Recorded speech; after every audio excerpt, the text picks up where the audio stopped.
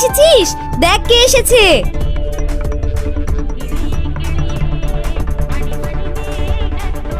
আরে মামা তুমি? হ্যাঁ রে মামা, তুই কেমন আছিস? আমি ভালো আছি। মামা তুমি কতদিন পর এলে? কি করব বল, ছুটিই পায় না। এবার কিন্তু পুরো ছুটিটা এখানে থাকবি। হ্যাঁ শালা বাবু, এবার কিন্তু দুদিন পরেই চলে যাব বললে হবে না। ঠিক আছে ঠিক আছে, আমি তো বলেছি এবার পুরো 1 মাস ছুটি আমি এখানেই কাটাবো। এবার খুশি তো সবাই? ইয়ে! ভেটুল এদিকে এসো, পরিচয় করিয়ে দিই। ও, তুমি সেই ভেটুল? এসে থেকে শুধু তোমার কথাই শুনছি।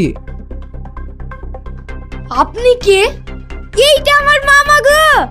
ও আমার ছোট ভাই, বছরে একবার আসে। ও শালা বাবু তুমি কিন্তু খুব পাতলা হয়ে গেছো। মামা, আমরা কিন্তু খুব আনন্দ করব। হ্যাঁ ভাই, এবার কিন্তু আমরা খুব আনন্দ করব। ঠিক আছে। শিখা হইলো আমার ভাগ্নি, আর আমি হলাম ওর মামা। আর কেউ ওর মামা হতে পারে না।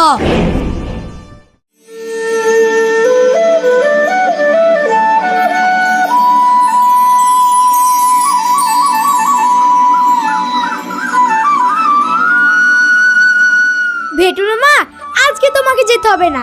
আজকে আমি আমার মামার সাথে যাব। হ্যাঁ ভেটুল, আজ তোমার ছুটি। শিখা আজ ওর মামার সঙ্গে যাবে। না না, তা কি করে হয়? শিখাকে আমি স্কুলে নিয়ে যাব। ঠিক আছে, তুমি আবার কাল থেকে যাবে। আজকে শিখা রকির সঙ্গে যাব বলছে, যাক। অনেকদিন পর শিখা ওর মামাকে পেলো তো, তাই ছাড়তেই চাইছে না। ঠিক আছে ভেটুল, তুমি এদিকে এসো, অন্য কাজ আছে।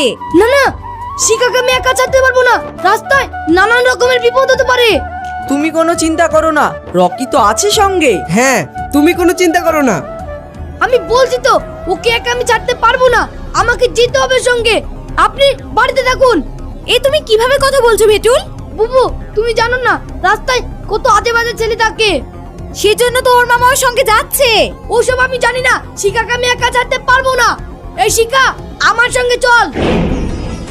দিদি, এসব কি হচ্ছে? ভেটুল, এ তোমার কেমন ব্যবহার?